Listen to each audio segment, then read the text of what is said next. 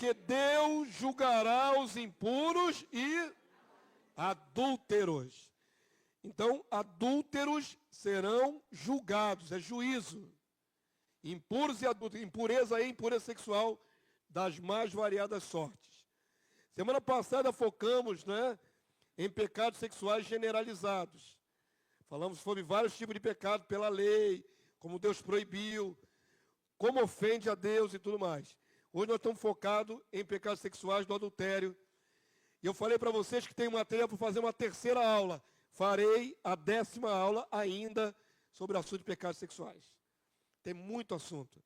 E é uma área que, infelizmente, muitos cristãos, filhos de Deus, nascidos de novo, caem. Caem mesmo. Então, semana que vem daremos continuidade. Hoje é só sobre o adultério. Vamos ler aqui a introdução? Pode passar. Tá grandinho. Tá dando para ler de alguma forma aí atrás, tá? Tá grandinho, não tá? Veremos nessa lição que a quebra da aliança conjugal, através do adultério, está lá entre parênteses, relação sexual fora do casamento, é aos olhos de Deus um pecado gravíssimo, que já foi passivo de pena de morte. Vamos falar sério aqui, queridos.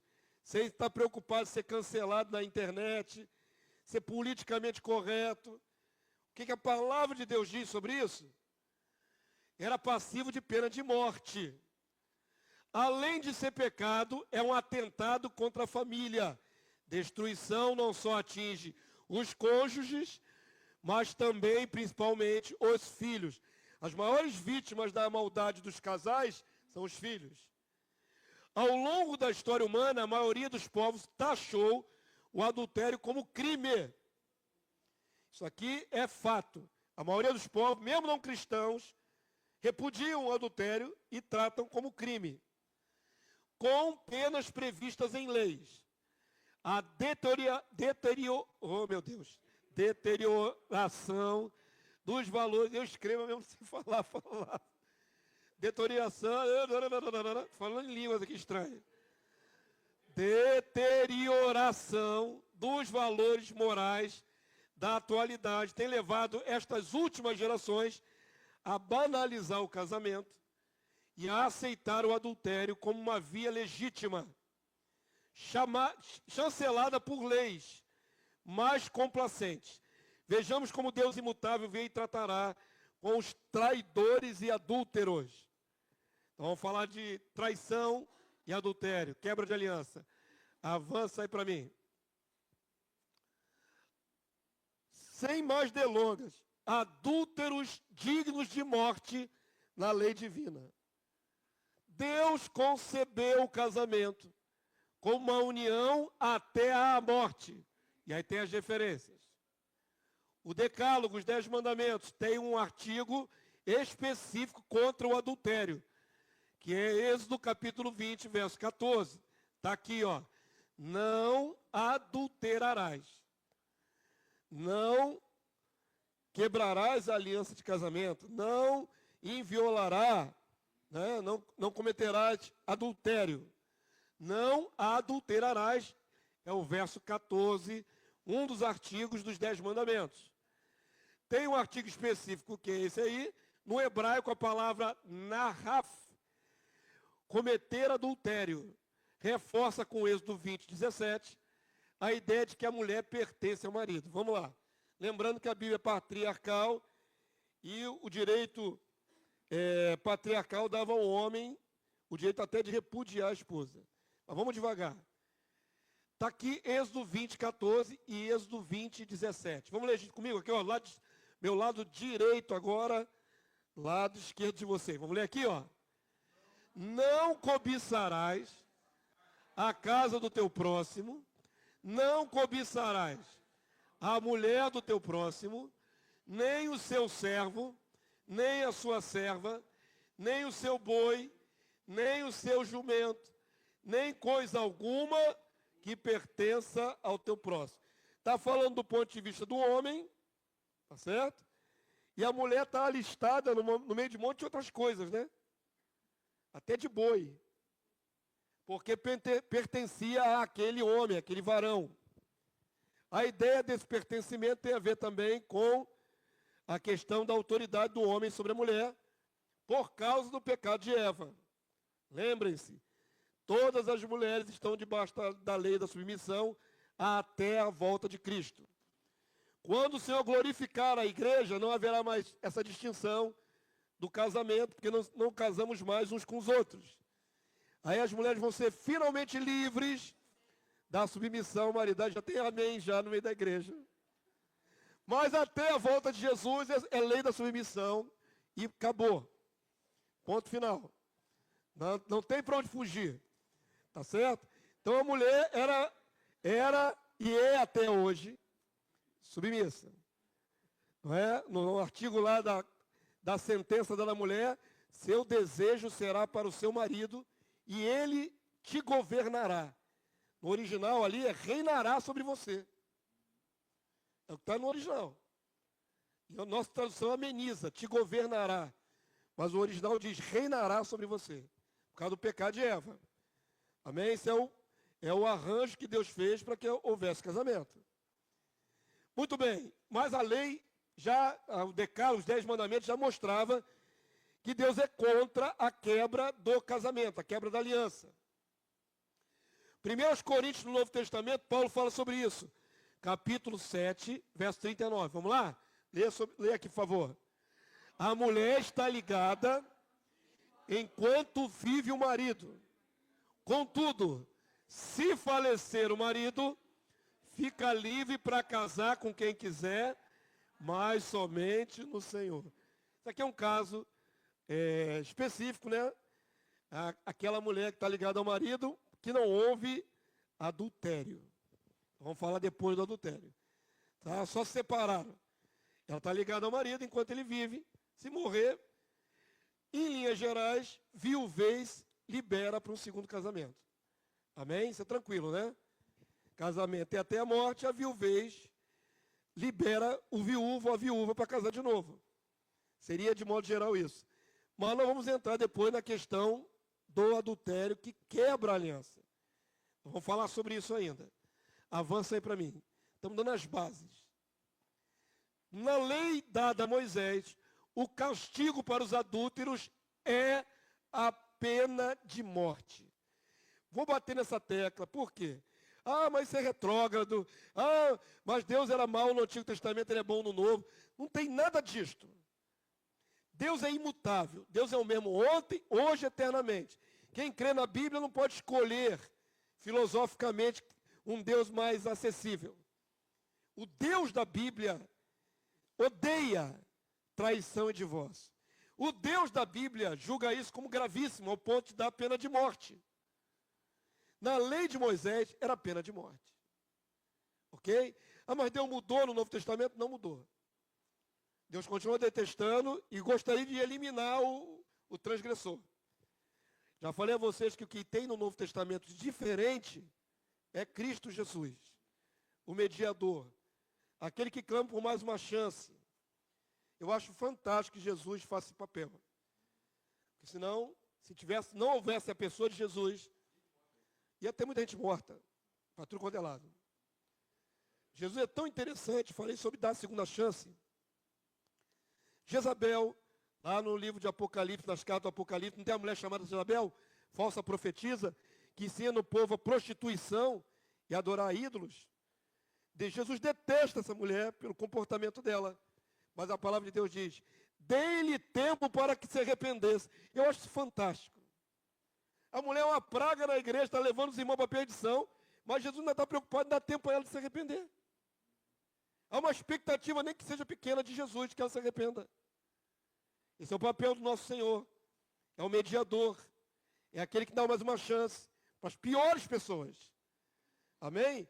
E na antiga aliança não tinha mediador. Era Deus super justo e santo com homens pecadores. Então, juízo imediato. Só isso que mudou. O Deus mudou? Não, Deus continua sendo o mesmo. Mas deu todo julgamento ao Filho. É o que a palavra de Deus diz. Então, Jesus media. Amém? Todo mundo entendeu? Mas não vamos ser ignorantes ou sermos politicamente corretos e dizer, não, Deus não quer a morte do adulto. o pecado dele leva à morte. Se não morrer fisicamente agora, morre espiritualmente depois que passar dessa vida. Se Deus não vai matá-lo agora, mas ele já parte condenado para outra vida. Amém? O negócio é sério. Pecado sexual dos mais graves é o adultério. Por quê? Vamos pensar em cima do texto bíblico, amém? Primeiro vamos ler a sentença, Deuteronômio, capítulo 22, verso 22. Podemos ler? Dá para ler, tá bem grandão aí, não é? Dá para todo mundo ler, vamos lá? Se um homem for achado deitado com uma mulher que tem marido, então ambos morrerão. O homem que se deitou com a mulher e a mulher, assim eliminarás o mal de Israel. Ela não foi estuprada, não foi violência, foi consensual, traiu o marido. Foram pegos na antiga aliança, lá em Israel, 3.500 anos atrás, se fosse pego na tenda lá, os dois, execução sumária para os dois. Ponto. Sem conversa. Sem atenuantes, sem advogado, sem nada. Pegou no flagrante, traindo, os dois sentenciados à morte. E era executado quase que imediatamente. Todo mundo entendeu? Sem história. Verso 23. Se houver moça virgem, desposada, e um homem a achar na cidade e se deitar com ela, então trareis ambos à porta daquela cidade. Como é que era que fazia, irmãos? Apedrejareis. Vai matá-los à base de pedrada. Até que morram. Vai executar os dois. A moça, porque não gritou na cidade. E o homem, porque humilhou a mulher do seu próximo.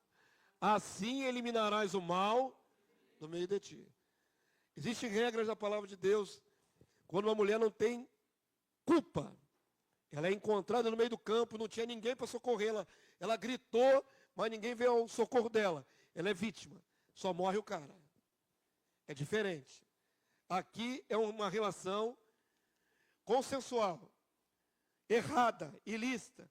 Deus não tem misericórdia nesse caso. Era morte para os dois. E a execução era em praça pública. É porque ela aceitou. O não gritar significa não resistiu. Uma mulher que está sofrendo violência, ela grita. Não. Compromissada, noiva. Mas o noivado naquela época era quase casamento. Né? Ali a pessoa já estava compromissada, tinha um noivo. Mas os dois não tinham chance. Perceberam? Era execução sumária. Todo mundo pegou? Então, vamos pensar agora o que Deus pensava a respeito disso. Deus aceita adultério? Traição? Não. Sem nenhuma complacência com isso. Zero complacência. Zero. Isso é muito bom de pontuar isso logo de cara, porque nós vamos ver depois as leis humanas, que antes eram mais rigorosas e no tempo atual tão frouxa. A lei humana está em contraste com a vontade de Deus. Tá certo? Nós vamos ver isso evoluir na lição.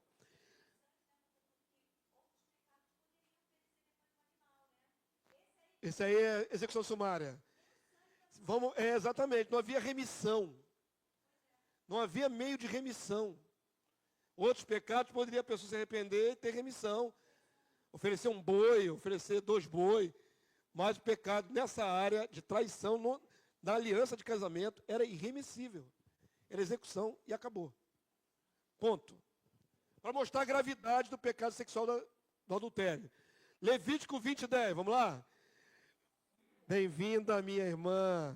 Não adianta você baixar a cabeça, todo mundo está vendo você passar ali. Ó. Chegou atrasada mesmo, tá? Por causa da filmagem, você já tomou um flagrante ali já. Levítico 20:10, vamos lá, irmãos? Se um homem adulterar com a mulher do seu próximo, será morto o adúltero e a adúltera. Ponto final. Acho que já ficou bem estabelecido o ponto, já ficou? Então não tem jeito, querido. Nunca que Deus vai mudar o coração dele. Nunca que Deus vai mudar os princípios dele. O Deus que a gente serve é esse, dessa palavra aí. Amém? Então vamos lá, vamos avançar um pouquinho mais. Avança aí para mim. Vamos falar de casamento. Por que Deus abomina, odeia traição no casamento? Tem vários aspectos. Tem filosófico, tem aspectos emocionais, tem aspectos espirituais. Casamento é um negócio muito sério. Eu falei que comecei a ter princípio de casamento quando me converti. Eu era um jovem solteiro, 23 anos. Eu aprendi muito mais antes com palestras, e eu gostava de ir a palestras, mesmo solteiro. Eu queria saber o que era um casamento no Senhor, um casamento cristão. Tinha vindo do mundo, conceito do mundo, vida errada. Mas eu queria aprender sobre casamento cristão. E fui a várias palestras mesmo solteiro. Para entender o que é esse ajuntamento de duas pessoas, né? Então, queridos, Deus instituiu o casamento. Deus fez a mulher tirando da costela do homem. Então, até brinco com a minha esposa que ela é minha costelinha. Quando Deus traz a mulher para o homem, não é? E é Deus que traz Eva para o homem, depois de feita a Eva, Deus traz ela para o homem e apresenta. Deus tem um mover, né, para juntar os dois. É porque Deus tem um propósito com isso. E é muito bacana nós vermos os casamentos que dão certo, os casamentos que estão dentro do padrão de Deus, que gera família, que geram filhos, que filhos vão reproduzir aquele padrão. Eu sei que hoje está complicado, século XXI, certo? Mas por todas as eras, Deus sempre apostou nos casamentos. Eu diria que para Deus é um dos maiores eventos que o homem tem na terra, que Deus endossa, é casamento. Porque é do coração de Deus que o homem deixa seu pai e sua mãe e se une à sua esposa e forma uma unidade chamada família. Deus é um Deus que gosta de família, que gera família. Mas no caso específico de um homem e uma mulher se unirem em casamento, quais são as implicâncias, né? Deus instituiu o casamento no Éden, tirando a mulher da carne do homem e tornando a ele a sua contraparte. O Senhor Jesus testificou essa verdade transcendente, fusão que vai além dos corpos físicos. Mateus 19, 5. Antes de entrar aqui, deixa eu estabelecer um ponto aqui fundamental. Muita gente pensa que casamento é só a união dos carnal, a união sexual. Claro que faz parte do casamento a união sexual. Mas nem toda relação sexual vira casamento. Deixa eu estabelecer essa diferença aqui. Por exemplo, aquele que se une a uma prostituta se torna um com ela, diz a palavra, mas não é casado com ela. Teve relação sexual, mas não é casado com a prostituta. Ela vai ter inúmeros parceiros sexuais na vida dela lá, errada. Ela não é casada com nenhum deles. Amém? Então, tem gente, vou dar um exemplo aqui para estabelecer um parâmetro para a gente poder avançar. Tem gente que teve uma vida sexual ativa antes de vir a Cristo e nunca formou um casamento de verdade. O que é um casamento de verdade? Casamento de verdade é a união de propósitos, não é só a união de corpos. A palavra de Deus diz, né, ensina, deixará o homem, pai e mãe, e se unirá à sua esposa, e se tornarão os dois uma só carne. O que torna um casamento legítimo? Deixar pai e mãe, para formar uma outra unidade. Isso é um casamento legítimo. O que não é um casamento legítimo? Continua com pai e mãe, e só tem relações sexuais fortuitas. Isso não é um casamento. Porque não tem o menor propósito de formar uma unidade. O que legitima um casamento é a formação de uma unidade. Quantos entenderam? Isso é diferente. Pastor, então o que é isso aí de namorido, né? Só está namorando, ficante. Isso aí é sem vergonhice, pura carnalidade, maldade, mas não é casamento. Continua vinculado a pai e mãe. Não tem compromisso zero com a outra parte. A outra parte continua na casa de pai e mãe, não tem compromisso zero com essa parte. E se relacionam fortuitamente, isso é só fornicação, que já é grave, é pecado, leva a condenação, tudo mais. Mas não é constituído um casamento. Tem que haver desligamento da matriz original, pai e mãe, de um lado, do outro, e formar uma nova matriz. Essa união de matriz, isso é casamento. Quantos entenderam? Amém? Porque há confusão. Tem, fulano tinha relação com fulana, gerou até filho. Mas nunca foi um casamento se ele não teve propósito de unir com ela. Não é casamento. É só relação sexual fortuita. Todo mundo entendeu? O que é um casamento?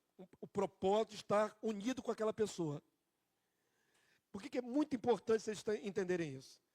Que a gente, às vezes, invalida casamentos porque acha que começou errado. Não foi feito no Senhor. Já falei, já teve. Esse casamento foi feito no budismo. Foi feito na macumba. Não interessa qual foi o sacerdote que botou a mão ali e legitimou, ou nem teve sacerdote. Não interessa isso. O que é casamento para Deus? Casamento é um homem decidiu se unir uma mulher e ficar com ela. E formar uma outra unidade. Isso é um casamento. Hoje a lei brasileira, por exemplo, tem a união estável.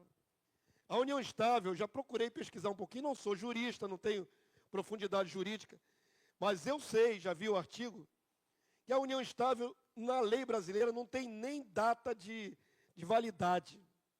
Vocês sabiam disso? O que gera uma união estável? É o ajuntamento de duas pessoas que estejam livres, não é? De um lado e do outro. E ali forma uma unidade, mesmo que não vá em cartório formalizar um certificado de casamento, mesmo que não haja um sacerdote de nenhum tipo para ali abençoar, aquela unidade se torna um pré-casamento, é uma família. O termo técnico está errado, mas é um casamento não chancelado nem pela lei dos homens, nem pela lei de Deus, mas é um casamento. É a união estável. E a união estável não tem data. Se a pessoa ficou 6 meses juntas, naquela relação, e há testemunhas, o que vai fazer diferença para o julgamento dessa causa aí, se houver causa, é se pessoas viram que se juntaram com aquele propósito. Certo? Mas tem que estar juntos comprovadamente, e formando patrimônio junto. Tem que formar patrimônio junto, comprá-lo junto, alugá-lo junto, comprar as coisas junto. União estável. União estável aos olhos da lei brasileira é quase um casamento. Tem quase os mesmos direitos de um casamento. Amém? Porque o propósito é formar uma unidade. Isso é uma união estável. Todo mundo entendeu? Então, tem um dito popular aí que é sem vergonha, mas é verdadeiro. Amigado com fé, casado é. Amigado com fé, casado é o seguinte, se uniu, agora assume. Se uniu, agora assume.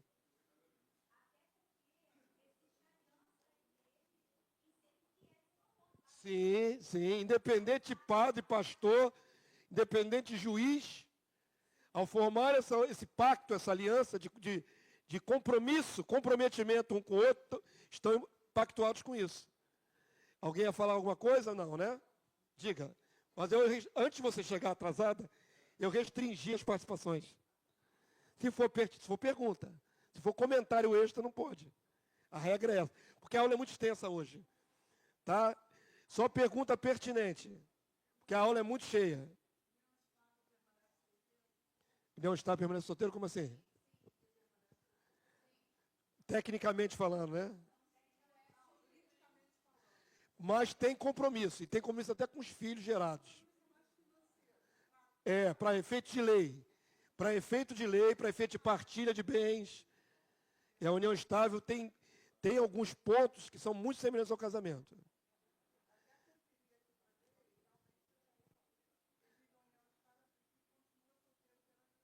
Mas é só tecnicamente. Mas tem responsabilidades. Várias responsabilidades.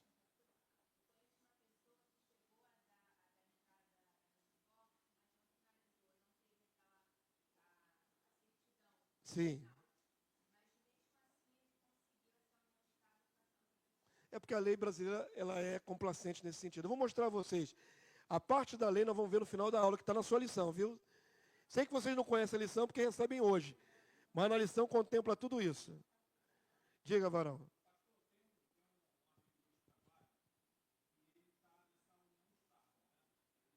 Ele está casado, tecnicamente. Mas é semelhante.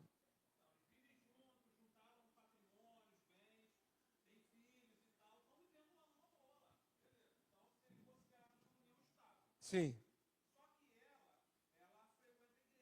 sim, sim,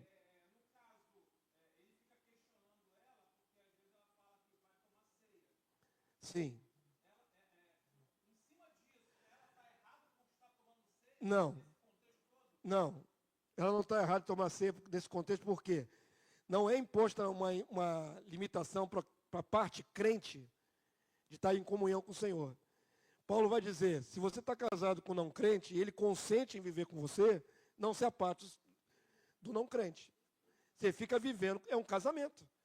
Não vai destruir uma unidade porque o não crente não faz parte da igreja.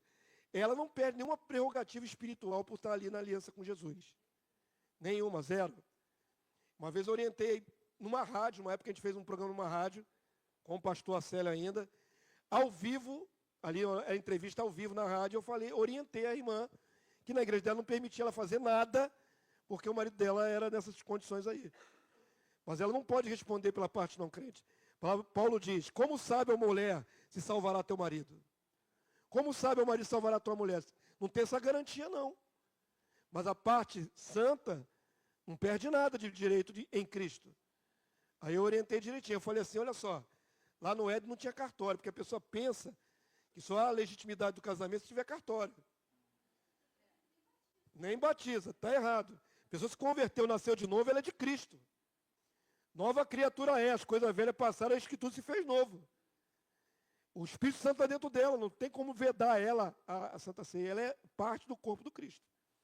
Agora, às vezes a outra parte que não é convertida não quer legitimar um casamento. Não quer. Por N motivos. E aí a pessoa fica tolhida de servir ao Senhor de maneira nenhuma. Amém?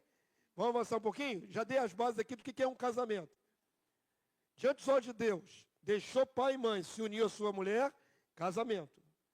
Diante da lei humana, a mesma coisa. E diante dessa adaptação que é a união estável, tem quase as mesmas responsabilidades com o casamento.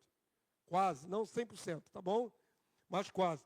O princípio está ali. Se juntou, fez propósito junto, tem obrigações. Amém? Aqui eu até coloquei uma imagem aqui, está meio apagadinha, de uma unidade aqui, mais do que espiritual, orgânica, né?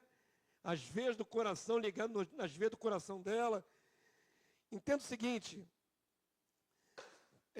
para Deus, a unidade entre um homem e uma mulher é muito profunda. Vai muito além dos corpos. Vai na alma. Amém? A ligação é de alma. É um negócio muito sério, muito profundo.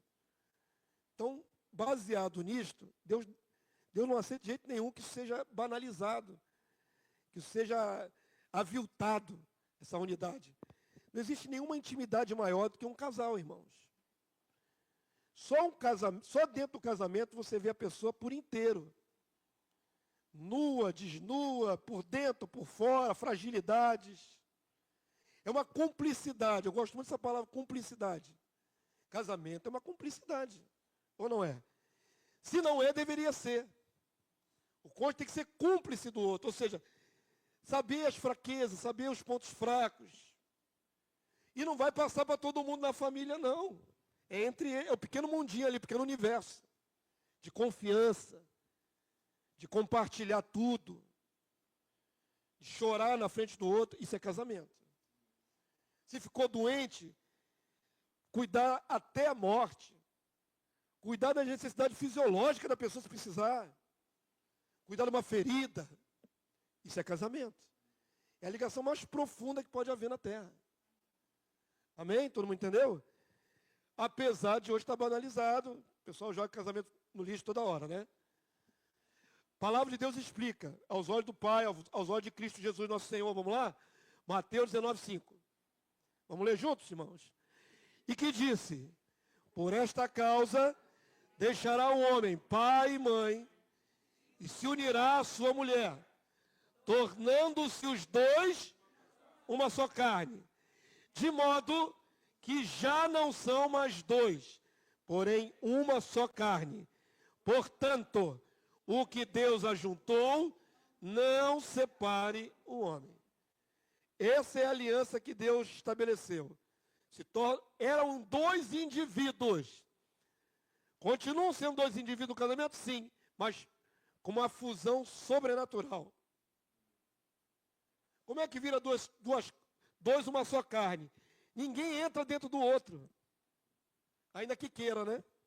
A gente está tão apaixonado. Eu queria guardar você aqui dentro do meu peito. Já falou essa bobagem, seu marido, sua esposa? Já falamos. Se fosse possível, né? Se fosse possível. Um entrar dentro do outro, assim, literalmente, guardar aqui dentro, né? Dentro aqui do tórax. Abrir um buraco assim. Entra aqui. Não dá para fazer isso fisicamente, mas espiritualmente é esse tipo de unidade. Amém? Se tornam um, não, são dois, mas se tornaram um. Se tornaram uma unidade. E o que Deus ajuntou não separa o homem. Isso aqui é importante entender porque, em outra ocasião, fui questionado sobre esse assunto. Mas se o casamento não é de Deus, porque Deus ajuntou, de repente não foi Deus que ajuntou. É lógico que é livre-arbítrio. Vocês acham que Deus fica lá do céu coordenando quem vai casar com quem vai com cada um? Vai você para cá, vai você para... Vou fazer eles se encontrarem. Deus não tem esse propósito, é livre-arbítrio, é escolha. Amém? Mas uma vez feita a escolha e assumido o compromisso, aí é inquebrável. É inviolável. Todo mundo entendeu? Deus não faz manipulação. Não é de Deus. Eu falei assim, então tá. Então lá na China, onde a maioria é budista, shintoísta, o chinês pode pecar à vontade, adulterar várias vezes, que ele vai ser inimputável, porque ele não conhece a palavra. Claro que a união estável de um chinês lá pode ser budista, pode ser shintoísta, pode ser o ismo que for, a ideologia que for. Mas ele saiu da casa do pai dele e se uniu a uma mulher, ele é casado diante de Deus. Ainda que fique orando a Buda o dia inteiro. Ele é casado. E se ele trair aquela esposa dele lá na China, a sentença dele é baseada no que Deus inventou lá no Éden. Isso aqui não é a lei de Moisés, isso aqui é Éden. Todo mundo entendeu? Casamento não depende da lei de Moisés. A lei de Moisés veio regulamentar. Mas casamento é o princípio de tudo. Avança aí para mim. O apóstolo Paulo usou a figura da unidade intrínseca do casamento, referindo-se à esposa, como sendo semelhante à carne de seu marido. Ele vai usar uma figura, falando para os maridos, marido, ame as suas esposas. Vamos ver aqui o texto, ó. Como é que é bonito, vamos lá? Assim também, os maridos devem amar a sua mulher como ao próprio corpo. A comparação é essa. O camarada não cuida bem do seu próprio corpinho, toma banho? Toma. Escova os dentes? Escova. Come, se alimenta para manter o corpinho bonitinho, saudável? Se alimenta. Ama a sua esposa nesse nível. Como uma extensão do seu próprio ser, seu próprio corpo. Uma extensão. Ela é uma extensão de você. Você não vive se ferindo, se furando, se rasgando. Você não vive dando soco em você mesmo. Você se ama. Ama no mesmo nível a mulher. É um nível de amor nesse sentido. Como se ela fosse a extensão de você. Fazer mal à mulher é quebrar o princípio de Deus. Fazer mal, o homem fazer mal à sua esposa, tornar a vida dela um inferno, um tormento, é completamente contrário do que Deus está mandando ele fazer. Ele tem que amar a mulher como ama a si mesmo. Se ele ama a si mesmo e não ama a mulher, ele é egoísta, ególatra, e vai ser julgado por isso. Porque a ordem é essa aqui, ó. como ao próprio corpo. Vamos lá, quem ama a esposa, a si mesmo se ama. Amém? Porque ninguém jamais odiou a própria carne, antes a alimenta e dela cuida, como também Cristo faz com a igreja. Então, é igualzinho o cuidado que Jesus tem conosco e se deu por nós. Por isso a palavra de Deus diz, maridos, não é? Você tem que amar a esposa e tem que ser semelhante a Jesus, que morreu pela igreja, pela noiva. No caso, a igreja é a mulher, é a esposa. E o marido é Jesus. Jesus não investe tudo em nós? Jesus não deu a própria vida para nos resgatar? O nível de entrega dos maridos pela sua esposa tem que ser nesse nível. Se preciso for, dar até a própria vida por ela. Esse é o nível. Eu sei que hoje a gente vê o contrário disso em muitos casos, né, irmão? Desprezo total pelo cônjuge, desprezo total pela esposa. Mas o padrão divino é esse, amar de tal maneira, ao ponto de, se precisar for, dar a vida pela mulher. Se sacrificar por ela. Como Cristo faz com a igreja. Supri-la, dar o que ela necessita. Tudo isso é princípio do casamento. Comparado Cristo e a igreja, o homem e a mulher dentro do casamento. Uma mulher, eu já falei várias vezes isso, vou bater na tecla de novo para ficar registrado. Uma mulher que é amada desse nível, nessa profundidade, se sente tão recompensada por esse marido, que ela não vai ter dificuldade alguma de dar a ele a direção do casamento, na submissão. Uma mulher que é amada e suprida de todas as formas, emocional, física, ela não tem dificuldade. Ela vê nele um herói, um protetor. Mais do que um provedor. Tem homem que é provedor, mas não é protetor. Não basta botar dinheiro dentro de casa, pagar as contas. Tem que dar um ambiente emocional para ela que ela se sinta segura. Esse homem me ama, esse homem me protege, esse homem vai fazer tudo por mim. Eu me refugio nele. Eu me abraço a ele e estou amparada. É isso que a mulher tem que sentir. Isso aí é para os homens ouvirem, viu? O nível do que o Senhor exige dos homens, maridos, em relação às suas esposas. E a mulher amada desse jeito, ela vai ser muito mais fácil de ceder a direção ao marido, para ele guiar a família. Avança aí para mim. Mas se é assim, tão lindo o princípio do casamento, por que Deus permitiu o divórcio? Vamos entrar agora na área do pecado humano. Amém? Deus não é contraditório, mas Deus conhece o ser humano. Sabe a que ponto ele pode chegar de maldade. Então vamos entender por que Deus deu a concessão da carta de divórcio na lei. Havia na lei o precedente da carta de repúdio. Só para os homens, na era patriarcal, era só o homem que podia dar essa carta. Que emitia tal documento, mandava a esposa embora, testificando que ela não era adúltera. Então já começa aí a explicação. Por que havia carta de divórcio na lei? Porque se o cara não desse a ela um documento, uma carta de repúdio, um rolinho lá feito de papiro ou de pergaminho, para ela sair com esse documento na mão, e toda a comunidade viu que ela era casada com aquele homem, por que ela está fora de casa? Todo mundo foi testemunho do casamento. Fulano agora está fora de casa, na rua. Por quê? Ela tinha que ter uma carta na mão, que aquilo ali garantia a ela de que ele botou ela para fora. Foi ele, não foi ela. Ela foi demitida da função de esposa. Aquele documento era uma proteção para a mulher. Isso há 3.500 anos atrás, irmão, muito tempo. Mais de 30 e tantos séculos atrás. Deus já pensou numa maneira das mulheres não serem confundidas com adúlteras. Porque se ela foi expulsa de casa, alguma coisa ela aprontou. Era o que todo mundo ia pensar. E naquela época não tinha chance, né? Se a mulher estivesse fora do padrão, ela ia ser assassinada. Então, para proteção, ela ganhava uma carta, um documento. Não fiz nada de errado, ele me dispensou. Estou aqui com a minha carta aqui que ele me deu.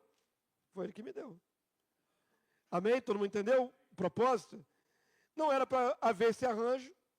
O homem tinha que ficar com a mulher para o resto da vida. Mas, infelizmente, havia. Agora vamos entender por quê. Deuteronômio, capítulo 24, verso 1 até o 4. Vamos ler aqui, ó. Se um homem tomar uma mulher e se casar com ela, casamento legítimo, e se ela não for agradável aos seus olhos, por ter ele achado coisa indecente nela, e se ele lhe lavrar um termo de divórcio, e lhe der na mão, e a despedir de casa. Então, era prerrogativa do homem lavrar o documento de divórcio e dar na mão dela.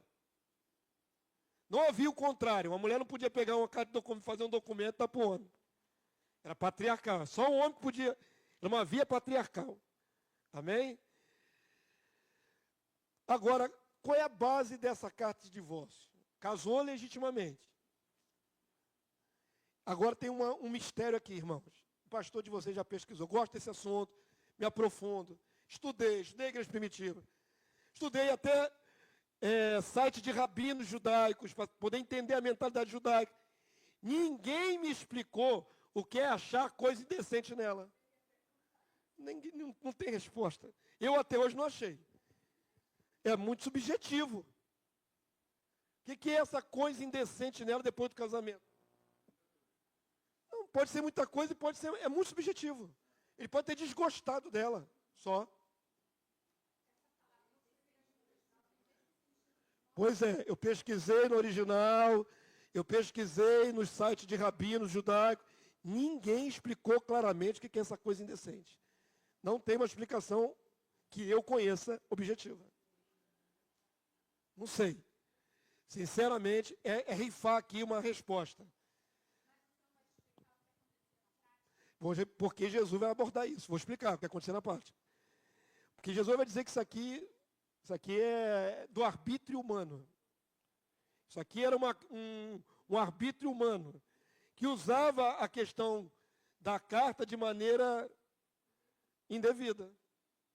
Tá certo? Avança aí para mim. O texto continua, né? Agora em Mateus 19, 3 a 12. Estão falando do mesmo assunto. Contexto da lei de Moisés, Jesus viveu a lei de Moisés. Tá certo? Os fariseus, conhecedores da lei, queriam pegar Jesus no contrapé e apresentaram para ele essas situações, para ver como ele ia julgar. Vamos lá, fariseus. Amém?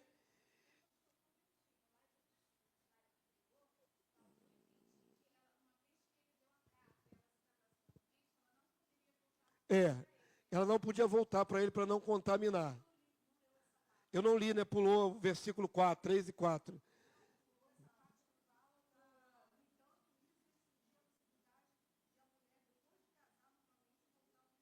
Eu não botei, eu acho que eu esqueci de colocar no slide. Volta aqui. Parou aqui, né? Ah, sim. Eu não li ali. Ali, ó. No entanto, isto restringia a possibilidade de uma mulher, depois de se casar novamente, voltar ao primeiro marido que a repudiou. Então, presta atenção. A mulher recebia a carta de divórcio, ela não fez nada. O cara arbitrariamente mandou ela embora. Ela podia ter um segundo casamento e não era considerada adúltera. O que ela não podia é voltar para o primeiro, que a repudiou. Nesse caso, ela não podia voltar para o primeiro que a repudiou. Existem algumas implicações aí, né? Em Israel tinha questões, por exemplo, de herança. Existiam questões de herança, existiam questões morais. Como eu falei, eu vejo isso aí de uma maneira muito mais profunda, psicológica até. Eu falei que a unidade de um homem e uma mulher, não é, sexual é muito profunda, muito profunda. Então, quando a pessoa parte para um outro relacionamento, vai ter a mesma profundidade de relacionamento com outra pessoa. É abrangente, então, em vários aspectos. Então, é como se desnudasse o primeiro marido diante do segundo. Será que eu me fiz entender? Não, né? Deu para entender? As cumplicidades não podem ser compartilhadas. Não podia, pela lei. Nesse sentido, não podia. Para não contaminar. A palavra que é usada é contaminação. Contaminar é um negócio sério, né? Agora, que nível de contaminação? Eu acredito que tem muito mais aspecto moral, espiritual, do que físico. Não é físico. Mas era uma questão moral. Então vamos lá, vamos avançar daqui, porque Jesus vai usar esse texto lá em Mateus. Vamos ler comigo? Vieram a ele alguns fariseus e o experimentavam, perguntando: é lícito ao marido repudiar a sua mulher por qualquer motivo? Agora eles alargaram a porta, né, irmão? Antes era tal da coisa indecente nela, agora é qualquer motivo. Discutiu, queimou o feijão, vai embora, mulher. Não lavou a roupa direito, não quero mais você, vai embora, mulher. Qualquer motivo? Aqui bagunçou tudo, né? Do propósito original. Verso 4. Então respondeu ele: não tendes lido que o Criador, desde o princípio, fez homem e mulher? Jesus volta para onde? Para o Éden. Jesus não fica preso à lei de Moisés. Jesus vem antes, quando Deus criou o casamento. Jesus fica na raiz da questão, e não nos desdobramentos que vieram depois. Ele volta lá atrás para o Éden. É homem e mulher casado. Não tendes lido que o Criador, desde o princípio, os fez homem e mulher? Verso 5, vamos lá? E que disse: por esta causa deixará o homem pai e mãe, se unirá à sua mulher, tornando-se os dois uma só carne. Jesus volta ao princípio do casamento. Verso 6. De modo que já não são mais dois, porém uma só carne. Portanto, o que Deus ajuntou, não separe o homem. Ele está respondendo: é tão fácil mandar a mulher embora e dar uma carta de divórcio? Jesus está dizendo: não, Deus não quer isso. Não separe o homem. Deus não quer separação de tipo nenhum. Mas vamos lá, vamos devagar, porque vai ter uma possibilidade. Vou falar uma coisa com vocês antes de entrar ali no mérito ali. Nós temos uma noção, a igreja do século 21, de que a graça é mais fácil do que a lei de Moisés. Parece mais light a graça. Errado. Nós em Cristo temos que cumprir a essência da lei de Moisés com mais profundidade ainda. Jesus não veio alargar a porta. Pelo contrário, Jesus veio estreitar a porta. Se a lei deu uma concessão, Jesus não revoga a lei, porque foi dada por Deus, mas ele torna o negócio mais difícil ainda de quebrar. Em Cristo, casamento é mais difícil de quebrar do que na lei de Moisés. A graça é mais restrita. A graça não é de graça, não é bagunça. Não é bagunça. Vocês vão ver como é que Jesus pega a lei como base, ele vai lá no Éden e depois ele dá o parecer dele, do próprio Salvador. A quem nós estamos ligados, enquanto filhos de Deus, igreja, nós estamos ligados a quem? A Jesus. O que ele diz é para nós lei. Amém? Se você não quiser seguir a lei de Jesus, vá buscar o espiritismo, o budismo, shintoísmo, qualquer outra coisa. Você é de Cristo? É Cristo que dá a norma, ele é o rei, a lei é dele, é assim que ele interpreta, é assim que vivemos. Como Cristo diz. Ah, mas tem a lei de Moisés. É como Cristo diz. Ele interpretou a lei da maneira mais plena possível e profunda. Então, a partir daqui, replicaram-lhe, verso 7, vamos igreja. Replicaram-lhe: por que mandou então Moisés dar carta de divórcio e repudiar? Estão questionando. Ué, não pode separar não? Deus falou que não separe? Mas Moisés não deu a possibilidade de mandar a carta de divórcio para a mulher? Que é o que muito cristão ainda hoje pensa nisso, tem divórcio. Aí Jesus vai dizer assim, verso 8, leia aqui comigo. Respondeu-lhe Jesus, por causa da dureza do vosso coração, é que Moisés vos permitiu repudiar a vossa mulher. Entretanto, não foi assim desde o princípio, quando o Criador inventou o casamento. Jesus pega essa concessão e diz, a concessão existe, porém o que o Pai quer é o princípio. Casamento único, monogâmico, indissolúvel, até a morte. Aí vai mais profundo ainda. Esse texto de Mateus 19 fala sobre casamento, divórcio, segundo casamento. Ele é muito rico esse texto. Vamos avançar. Já avançou? Agora Jesus pega toda essa base da lei e aplica de uma maneira assim, digamos assim, pessoal, como ele diz que é. A partir desse versículo 9, vem a regra de Cristo para a sua noiva, a igreja. Vamos ler aqui, ó. Moisés permitiu carta de divórcio, ou melhor, Deus através de Moisés. Verso 9 diz o quê, irmão? Primeira palavra ali.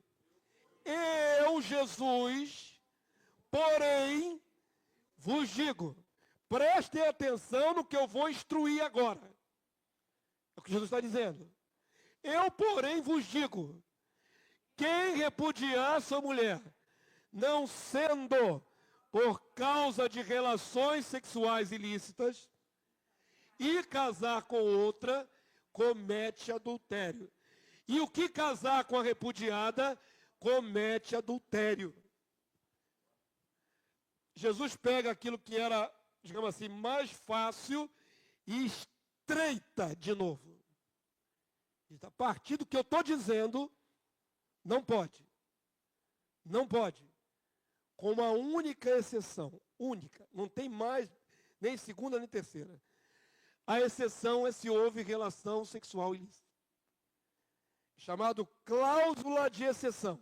Os teólogos rotularam assim. A cláusula de exceção.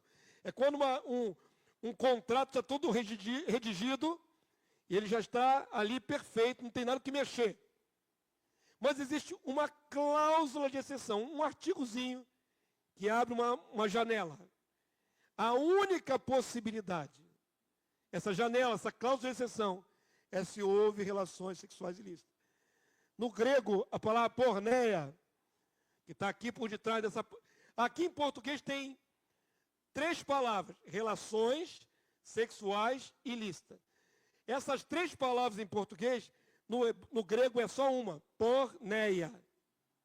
Não tem 3 palavras lá no grego, tem uma só, que foi traduzida em português nessas 3 palavras. Porneia. Já já eu vou explicar o que é porneia. Jesus disse, se houver esse tipo de relacionamento, despediu porque descurtiu. Ele já falou, é dureza de coração. Esse negócio de incompatibilidade de gênios. Problema teu e dela. É a comida, ela não sabe fazer comida. Problema teu e dela. Ele solta pum de noite. Problema teu e dele. Dá antigás para ele. Ele tem bafo. Faz um tratamento bucal. Ronca. Aí já era. Minha esposa sofre toda noite, coitadinha. Enquanto viver. Respire melhor. Aqui não tem cura para ronco. Inventaram tanta coisa, não inventaram cura para ronco. Eu fico indignado. Dorme separado, não é o ideal de Deus, não. Protetor de ouvido, ou então, né? Tem outros meios. Mas o ronco é um problema sério, querido. Vamos lá. Quando um casal se aproxima, já ensinei isso, vou falar aqui para dar contexto.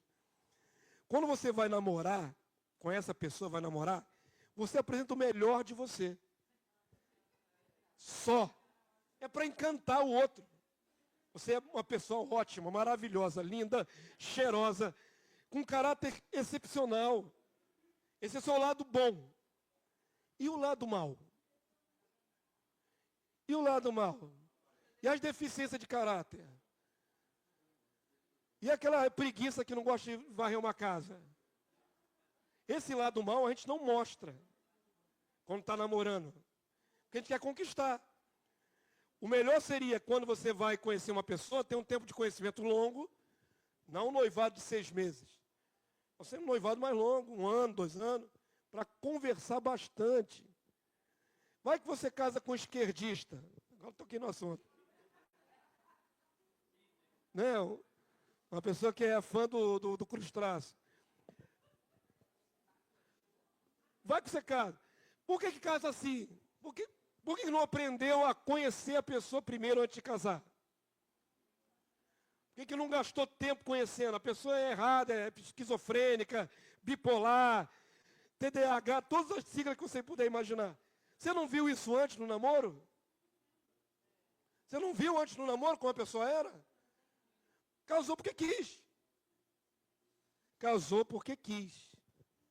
Amém? Não tem essa. Escolheu, escolha, livre-arbítrio. Tem um monte de mulher de Deus e até alguns homens de Deus estão casados com pares que são terríveis.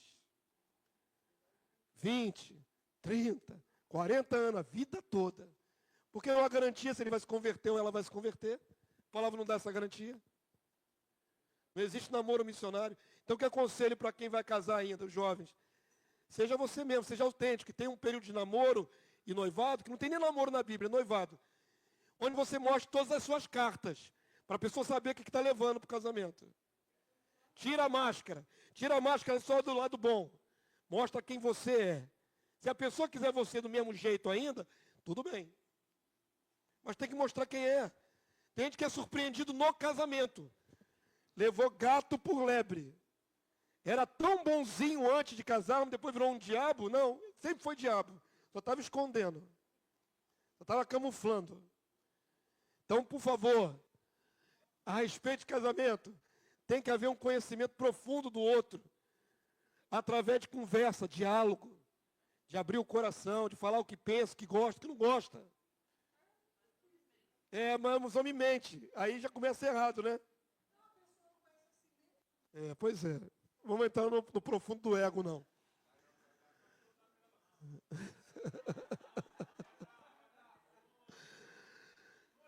Olha só, vamos voltar aqui para o ponto aqui. Na hora que Jesus falou, eu porém vos digo, se largar a mulher por qualquer motivo, incompatibilidade de gênero, foi aí que nós derivamos. Incompatibilidade de gênero. Se largar por esse motivo, não é lícito. Se largar pelos vários motivos que nós alistamos aqui, não é lícito. Está quebrando a aliança à toa, injustamente. Mas não vai ficar, porque ali Jesus já projeta que vai casar de novo. Porque não fica sozinho, vai acabar se envolvendo com outra pessoa. Só que esse segundo relacionamento não é lícito. Vou dar um caso aqui hipotético para você entender. Casal casado diante de Deus, bonitinho, na igreja. Vamos botar assim, na igreja. Jovem e ela jovem também. Casou na igreja, bonitinho. 100% certo. Aí começa a brigar. Briga. Vamos nos separar, porque nós estamos brigando. Discutindo, não tem mais mesmo diálogo. Se não houve violência, eles têm que procurar o quê? Dentro de um casamento cristão. Perdão, reconciliação. Mas é mais fácil nessa geração separar. Só que é novinho, novinha, vai ficar sozinho pro resto da vida? Duvido. Vai arranjar namorado de um lado do outro. Não quebraram a aliança pelo motivo justo. Por um motivo justo. Separou porque são cabeçudo, cabeça dura. Isso não é justificável diante do Senhor. Cabeça dura, falta de couro, falta de maturidade. Não é justificado diante do Senhor. Falta de cura interior, não é justificado diante do Senhor. Como é que Jesus afunilou o negócio? O que legitima uma quebra de aliança? Traição na área sexual. Traição. Isso legitima para a parte inocente. Amém? Todo mundo entendeu? Onde nós paramos? Aqui, verso 10. Verso 10. Quando os discípulos ouviram o que Jesus disse, a interpretação deles de casamento, eles ficaram assustados. Pedro, Tiago, João, Marcos, ficou todo mundo assustado. Porque a lei de Moisés dava a entender que quando o negócio não desse muito certo, era só sair fora, passar uma carta. Como é hoje em dia, né? Vai no cartório e pronto. Aí Jesus diz, não, o que eu digo é que está valendo. Não pode se separar por qualquer motivo bobo, que possa ser consertado e separar a si mesmo, vai entrar em adultério. E adúlteros não entram no reino de Deus. Ponto. Jesus tornou mais difícil quebrar a aliança. Mais difícil do que a lei. Todo mundo entendeu esse contraste? Os discípulos se espantaram, verso 10, ó. Vou te dar a palavra já. Oi? Claro que tem que se arrepender. Não pode não, tem que se arrepender. Vamos ler o verso 10? Disseram-lhe os discípulos, se essa é a condição do homem, relativamente à sua mulher, não convém. O negócio é tão estreito que é melhor ficar solteiro. Entrar em casamento é um negócio tão sério, que é melhor ficar solteiro. Sem fornicar, ficar solteiro pro resto da vida. Fornicar já vai, sem santidade não entra no reino também. Mas eles viram Jesus estreitar muito o casamento. Jesus estreitou. E é o que vale até hoje para nós que somos chamados cristãos. É o que Jesus disse, e não o que a lei de Moisés disse. Você não pode se basear na lei para dizer, eu posso dar carta de divórcio para minha esposa. Não pode. Porque Jesus estreitou tudo. Todo mundo entendeu? Eles entenderam e ficaram apavorados. Então é melhor nem casar. Entrar nessa roubada de casamento não. Casamento não dá para fugir não. E aí Jesus disse. Jesus, porém, lhes respondeu. Nem todos são aptos para receber esse conceito. Mas apenas aqueles a quem é dado. Então olha só que interessante. Quem respeita casamento? Quem respeita casamento? Quem deve respeitar casamento? Eleito, recebeu a graça do Senhor. Amém? A palavra do Senhor diz, aí ele vai explicar. Isso aqui está ligado à discussão anterior. Tem gente que não entende, vamos lá? Porque há eunucos de nascença. Há outros a quem os homens fizeram tais. E há outros que a si mesmos se fizeram de eunucos por causa do reino dos céus. Quem é apto para admitir, admita. O eunuco é um homem emasculado, que ele não tem condição de ter relações sexuais. Os eunucos eram emasculados para tomar conta de harém dos reis. Centenas, dezenas de mulheres, ele não podia ter relação com nenhuma delas. Era tirada a virilidade do cara. Então ele era feito eunuco. Esse conceito Jesus aplica para quem quiser entrar no reino, se tiver ilícito. Vamos lá, vamos aplicar aqui, irmãos. Vamos aplicar. Cristão casado, os dois são cristãos. Um deles trai a aliança. Qual é a condenação desse adúltero? Lago de fogo e enxofre. Ok? A parte inocente, que não fez nada demais, estava quietinha na aliança, fica liberada pela cláusula de exceção de ter um segundo casamento. Agora presta atenção. Esse aqui que foi o algoz, o caminho dele é lago de fogo e enxofre. Ou ele se arrepende e fica eunuco para entrar no reino. Ele não pode casar de novo com mais ninguém. Ele não pode casar com mais ninguém se ele quiser entrar. Ele tem que ficar eunuco para o resto da vida. Porque ele é o infrator, é o algoz. Ele é o traidor. E traidores vão para o lago de fogo e enxofre. É o mesmo princípio da lei. O que acontecia com os traidores? Morria um e outro. Traidor merece morte. Não vão amenizar, não. É exatamente isso que ele merece, a morte.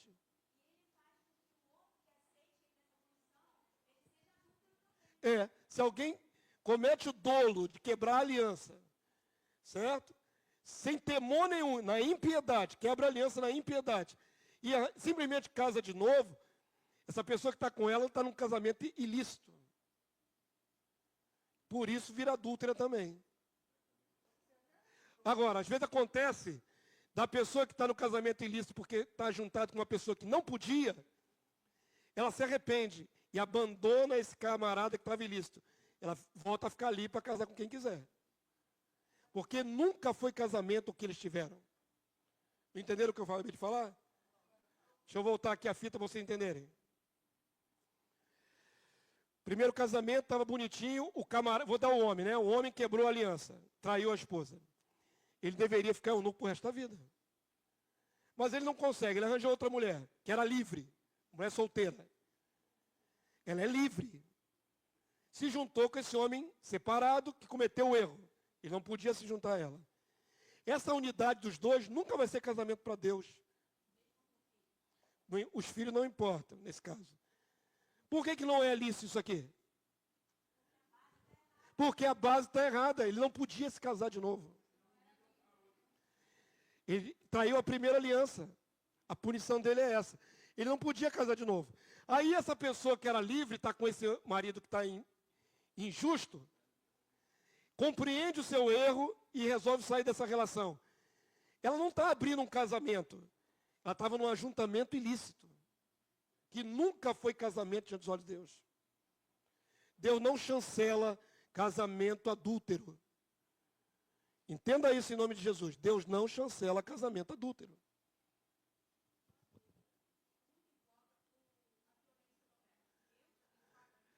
Violência entra, você tem que preservar a sua vida. Mais uma exceção à regra é a violência. Senão a mulher morre de feminicídio. No Novo Testamento, Paulo fala sobre isso. Nós fomos feitos para paz.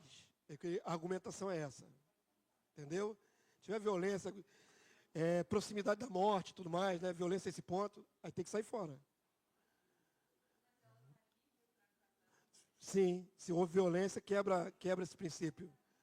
Está lá em 1 Coríntios, está lá. Tá sim, tem sim. A cláusula da pessoa sofrer violência ao ponto de quase morrer, ela tem que sair fora. Ela não é escrava. Quem mais levantou o dedinho? Só muito rápido para a gente poder avançar, viu? Irmão Geraldo.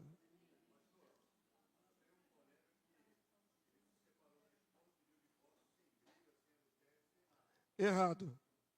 Totalmente errado. Já está fora do padrão bíblico. Qual foi a base para ele abrir o casamento dele?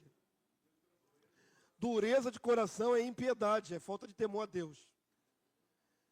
Não justifica ele ter aberto o casamento dele, porque é moda.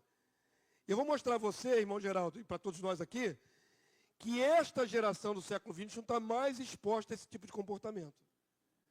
Durante séculos, era impossível desfazer casamento. Séculos. Por mais de 20 séculos era impossível desfazer casamento. Impossível. A lei não amparava, a sociedade não aceitava. Vou mostrar a vocês isso. Já passamos aqui? Já? Avança para mim, vamos lá. Antigamente não permitia, agora permite. Jesus retomou o propósito inicial do casamento, superando a lei e estreitando definitivamente a questão. A partir do que ele disse. Contudo, o Senhor Jesus deixou uma cláusula de exceção para a parte inocente, deixando claro que a aliança é quebrada quando há relações sexuais ilícitas. Porneia, grego, abrange também moicheia, adultério. Agora eu vou explicar. A palavra porneia no grego não é a mesma palavra do grego para adultério. Por exemplo, vamos conhecer o pastor Paulo Júnior, aquele bem radical, né? Ele acredita que, por essa diferença de palavras, não é legitimada aí a questão do adultério. Porque no grego tem uma palavra específica para adultério e tem uma palavra porneia. Então ele usa essa diferença, a palavra, para dizer, não pode nem a parte que sofreu adultério casar de novo. Ele mantém a pessoa cativa. Quando Jesus disse, a não ser por. A não ser é o quê, irmão? Exceção. Se não houvesse nenhuma exceção, Jesus dizia, impossível. Casou, ature para o resto da vida, que é impossível. Jesus colocou um a não ser. A não ser é uma abertura de uma exceção. Paulo Júnior não acredita na exceção. Por causa de jogo de palavra. Qual é o problema da palavra diferente Moisés e porneia? Porque Moisés é só concernente a adultério. E porneia é adultério, homossexualismo, prostituição, zoofilia. Porque alguém pode, pastor, mas é um absurdo. Mas alguém pode trair um marido ou a esposa com um animal? Pode. É um absurdo. É bizarro para a gente pensar um negócio desse. Mas não pode?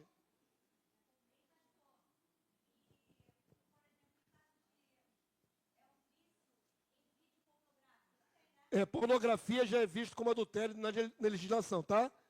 Vocês querem saber? Pornografia diante da legislação, já tem pressuposto legal para a separação baseada em vício de pornografia. Também é uma forma de adultério. Tem mais do que vocês imaginam. Eu estou tentando não ser tão explícito, porque eu tenho muito conhecimento. Então, é público que eu estou falando, eu não quero ser tão explícito. Mas existe pornografia virtual até com robótica. Será que vocês entenderam o que eu estou falando? Entenderam o que eu estou falando? Com robótica. E há um pressuposto legal para desfazer o casamento com esse tipo de comportamento. É adultério. É um adultério. É uma traição. É um egoísmo. Só a si mesmo, quer satisfazer suas necessidades pessoais. É uma pessoa egoísta. Qual é a base do casamento no ponto de vista emocional? Que muita gente erra nisso.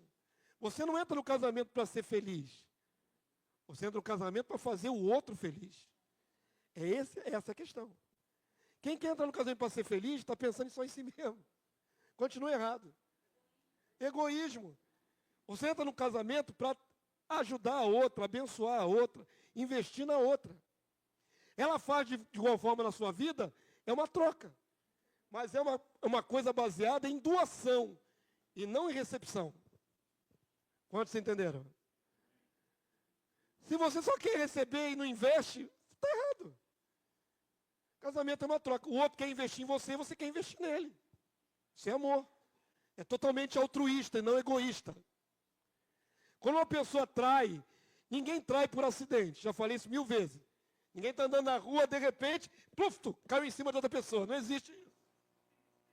Existe isso? Tá? Tropecei, pastor. Aí adulterei. Não existe isso.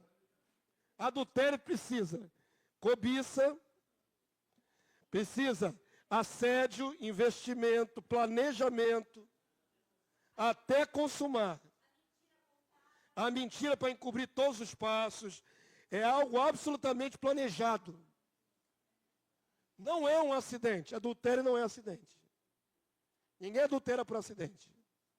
É livre-arbítrio. É a gestação do pecado, né? Começa a gestação pela cobiça dos olhos, aí vai. Então, homem casado, tem alguém se engraçando para o seu lado, mulher, sai fora, mete o pé, faz igual o José. Porque depois que você se encantar, já era. Vai marcar e vai adulterar. Mulher casada de igual forma. Fraqueza dos homens é a vista. O homem, a percepção maior é o visual. Fraqueza da mulher é o ouvido. Porque ela ouve é que galanteia ela.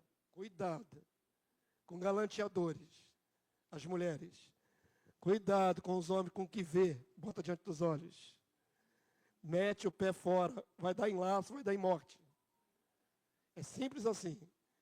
Tem muita gente, uma pessoa do outro sexo, que não é seu marido, sua esposa, muito aproximada, mantém distância. Porneia abrange os outros tipos de pecados sexuais. Entre todos, até eu falei da zoofilia.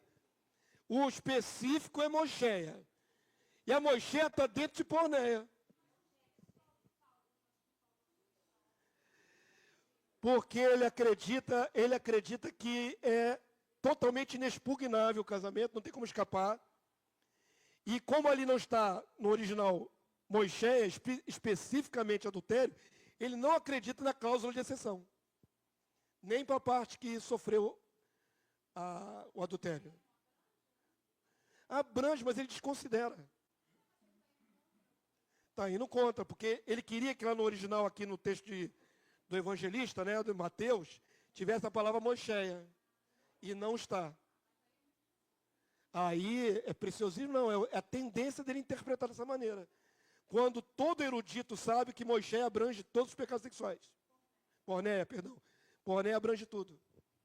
Não precisa ser catedrático, faça uma pesquisa. O que a palavra porneia abrange? Aliás, eu coloquei aqui, ó. Está aqui, ó. Adultério, fornicação, homossexualidade, lesbianismo, relações sexuais com animais, etc. Relação com parentes próximos, relação sexual com homem ou mulher divorciado, toda sorte de relações sexuais fora do padrão de Deus é porneia. Abrange muito mais. Mas porque ele não vê a palavra porneia no grego, perdão, Moisés no grego ali, ele desconsidera. Ele diz, não tem jeito, casou, sofreu adultério, não tem, vai ter que ficar sozinha. Ele não tem misericórdia de quem estava lícito. Ele não tem misericórdia alguma de quem está lícito. A pessoa fica destruída e ainda por cima não pode se reconstruir. Está errado. Jesus não falou isso. Jesus falou, a não ser por. Ele abriu ali a porta de exceção. Amém? Avança aí para mim. Sendo justificados gratuitamente por sua graça, mediante a redenção que há em Cristo Jesus. Ué, esse texto tem nada a ver, né? Ih, irmão, esse texto tem nada a ver. Tem esse texto aí? Não, né? Não, esse aqui é slide do outro aula, irmão, pula. É que eu construo uma aula em cima da outra, às vezes esqueço de deletar. Aqui é falha minha, vamos para cá. Aquele texto tinha nada a ver. É de outra aula, que eu construo uma aula em cima da outra.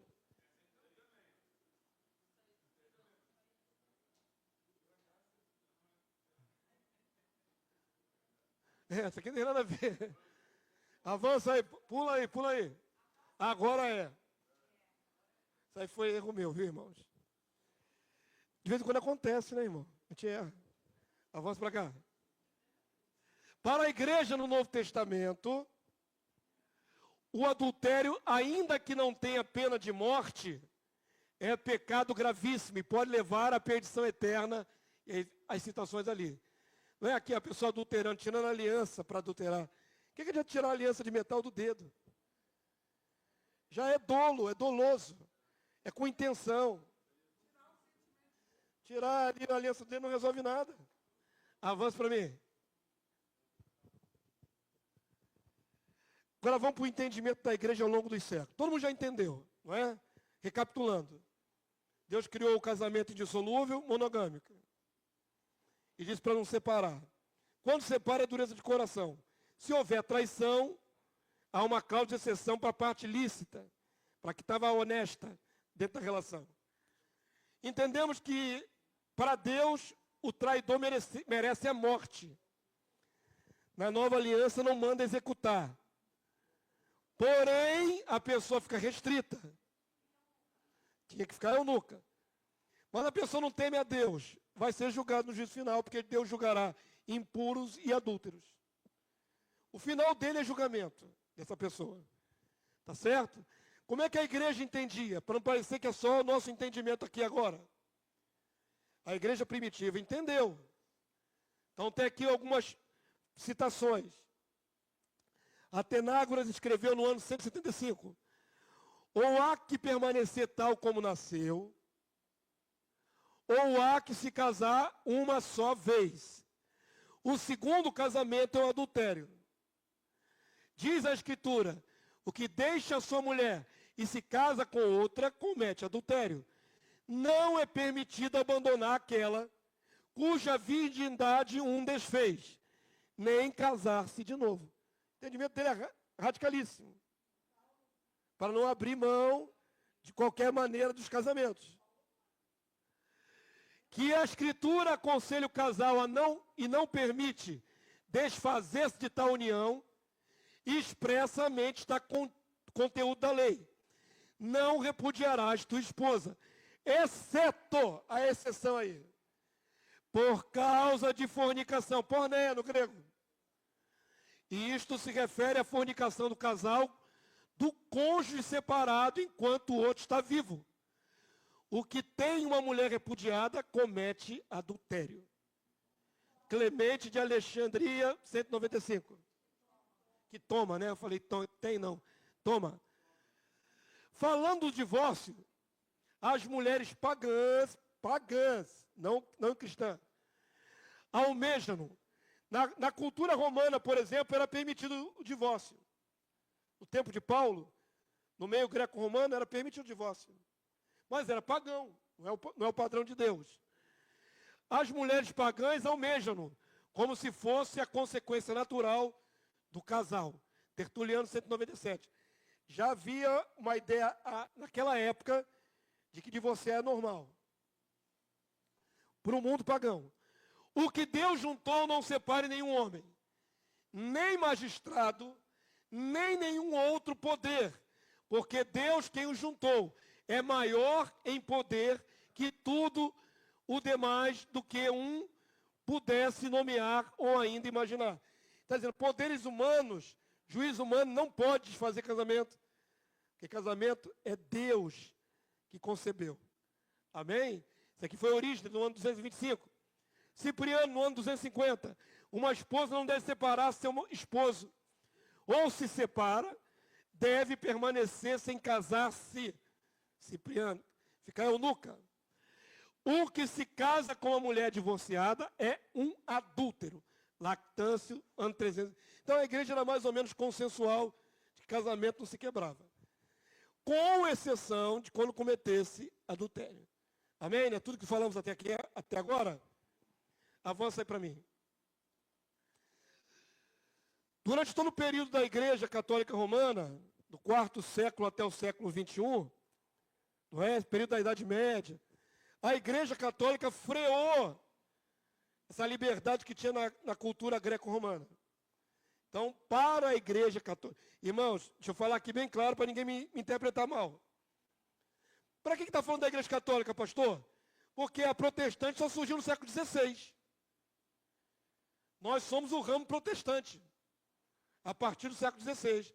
Mas do século IV até o XVI, 12 séculos, quem segurou a onda do mundo para que não liberasse o adultério? A Igreja Católica. Não podemos tirar esse mérito deles. Um monte de erro doutrinário, um monte de heresia, mas até hoje a Igreja Católica não dá a comunhão para divorciado. Não dá a Eucaristia. Se o padre souber que você é separado, ele não vai deixar você botar a hóstia na boca. Não deixa. Não sei como é que eles julgam isso tão profundamente. Mas o que sei é que a Igreja Católica não permite. A Igreja Católica sempre lutou pelo casamento indissolúvel. Se você pegar o catecismo da Igreja Católica, casamento é indissolúvel. Ponto. Então, a Igreja Católica, com todos os seus erros, para mim é a grande meretriz da Babilônia, mas, nesse quesito, ela freou moralmente a liberação e a libertinagem que havia nos outros séculos. Ela se posicionou contra. Amém? Não podemos tirar esse mérito histórico da Igreja Católica Romana. Então, ela segurou o divórcio. Avança aí para mim. E o nosso país, irmão? Vamos agora para a lei dos homens. Como eu disse, a maioria dos países era contra o divórcio como sendo uma quebra de lei. Existem leis na história da humanidade que proibiam casamento, novo casamento. Ah, pastor, mas no islamismo o cara pode casar com meia dúzia. Entenda, também não é mulher divorciada, é primeiro casamento. É um casamento poligâmico, mas é consensual. A mesma coisa que aconteceu com Davi. Davi não tinha um casamento poligâmico? Ele tinha 6 esposas, Davi. A última, se não me engano, foi Abigail. Tinha 6. De Mical a Abigail tinha 6. Era poligâmico, mas cada uma delas era livre. Entenderam isso? Difícil conceito? Deus até suportou a poligamia, mas não traição. Aonde Davi se deu mal? Quando ele investiu em uma mulher que tinha marido. Ali foi o crime de Davi. Não era a poligamia dele, era a mulher que tinha marido, tinha aliança. Ele não era casado de novo, ele era casado multiplamente.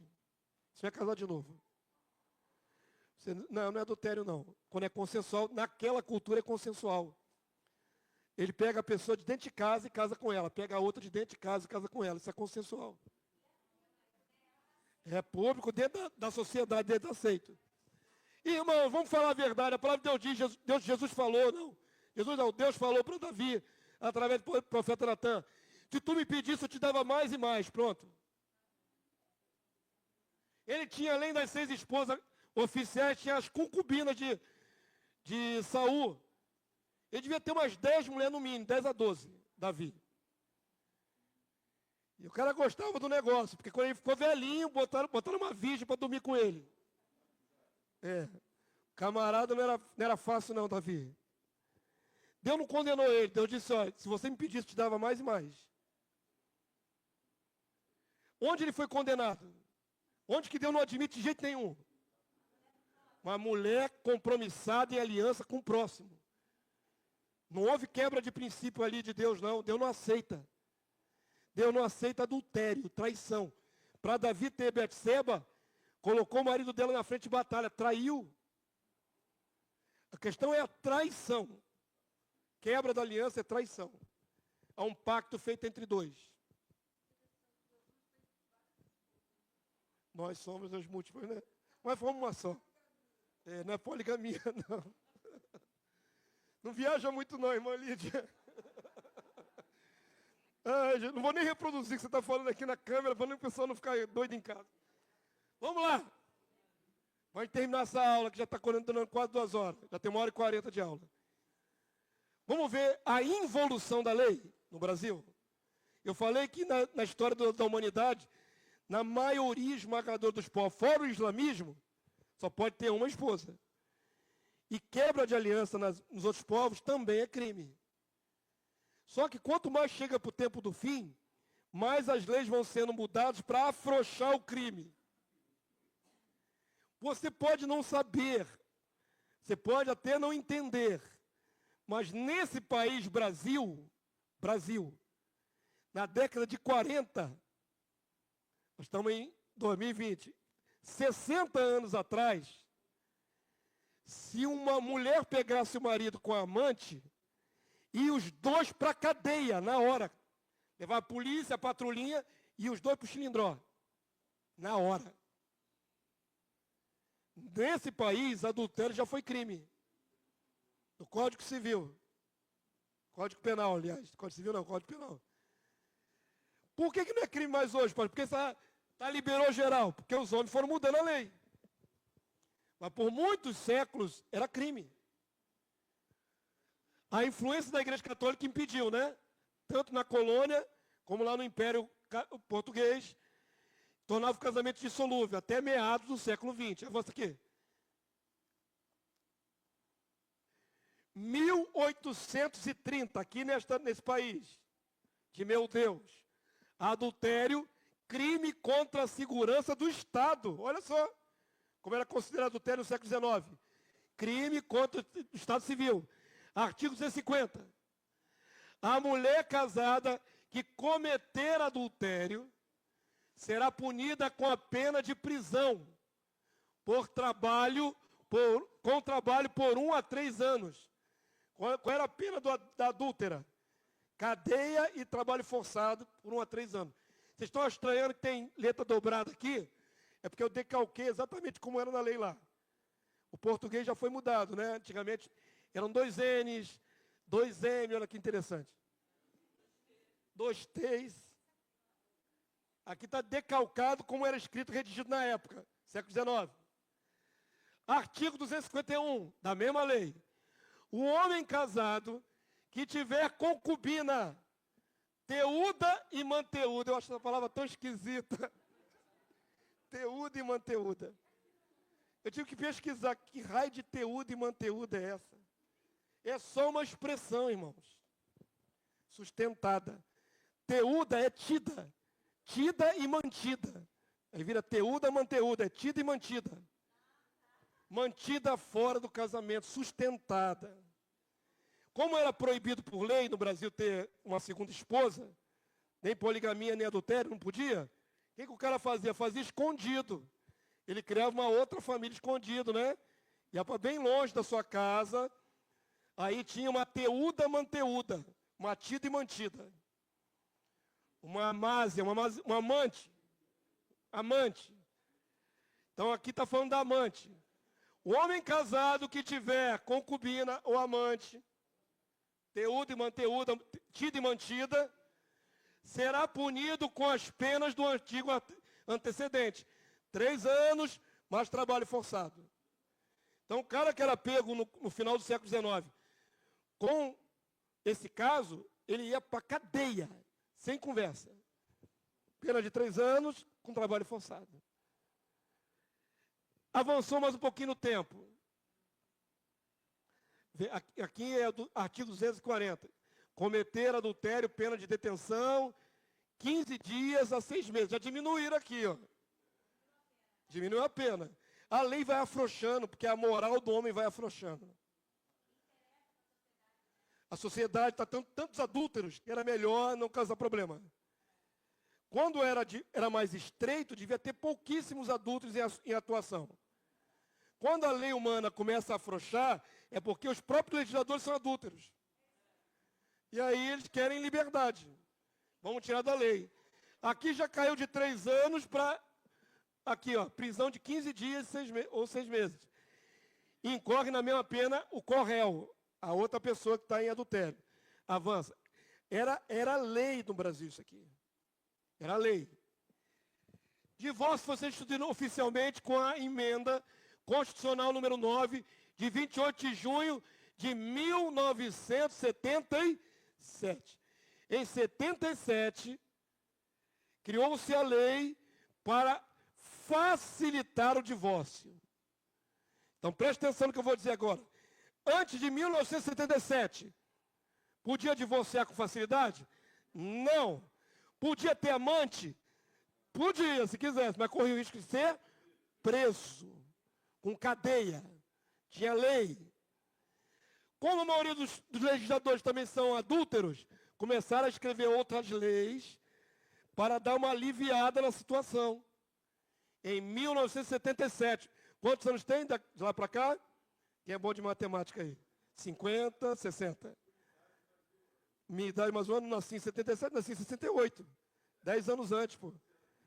Não é a mesma idade, não vem comparar comigo, não. 77 eu já estava com 11 anos de idade já, irmão.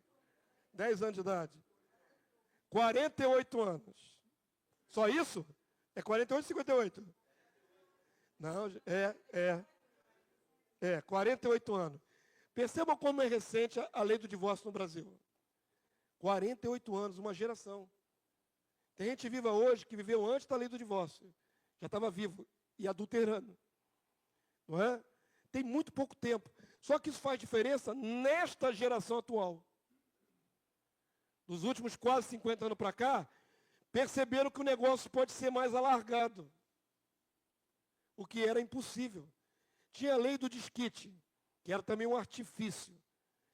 Tinha a lei de separação de corpos, que era um artifício. Mas o casamento na Constituição brasileira é indissolúvel. Mas as leis vão se adaptando à moralidade do povo. Quanto mais imoral o povo é, mais a lei vai protegendo. Em 77 fizeram a lei do divórcio.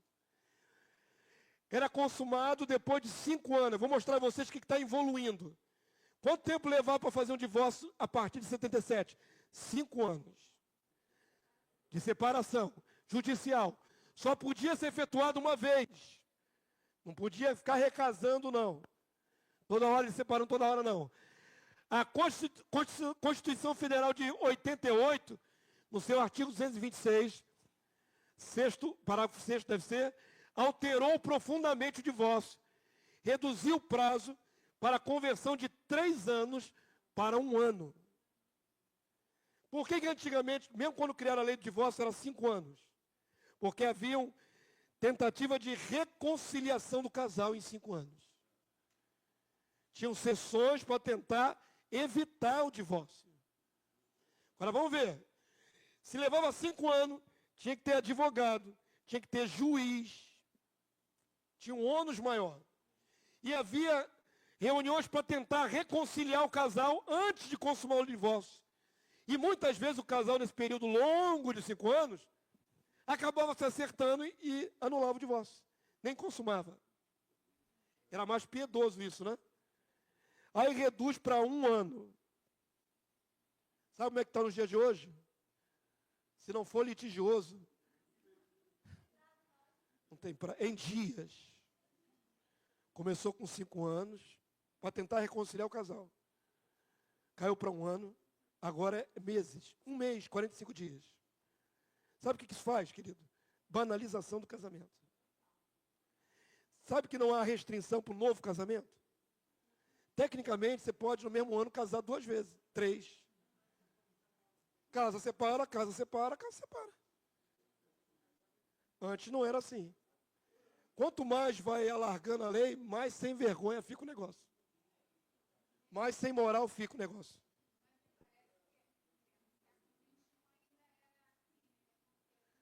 Até metade do século... Não, 21 não, né? Até eles afrouxarem de vez.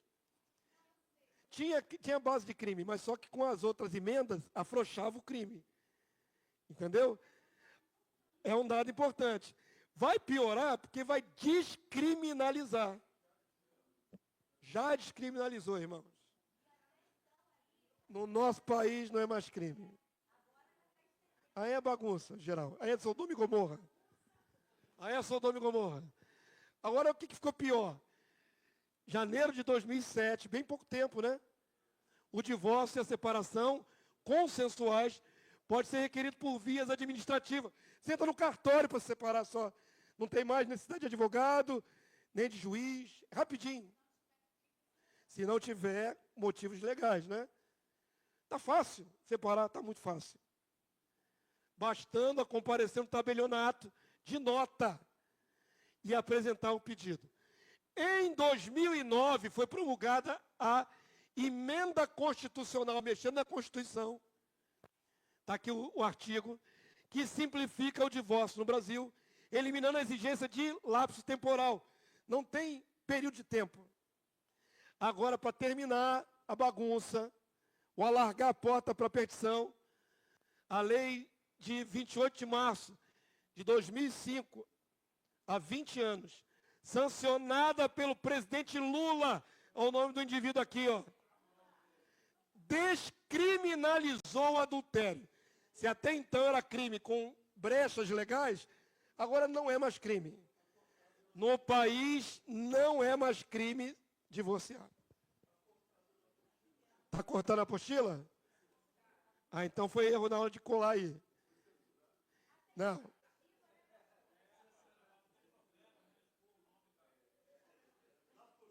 Vocês pesquisem, eu pesquisei. Não, estará censurado. Que diferença faz ter tirado o peso de crime do divórcio no Brasil? Que diferença faz, irmãos? Vocês perceberam que há 60 anos atrás a pessoa ia para a cadeia? E hoje? Hoje não tem penalidade de tipo nenhum. Impunidade total para traição e adultério. Impunidade total nesse país. Isso faz com que essa geração que está viva agora banalize o casamento. Se não der certo, eu separo. É simples assim, é fácil. Se tu estiver correndo, não tiver problemas legais, pendência com filho, 45 dias eu estou solto dessa relação.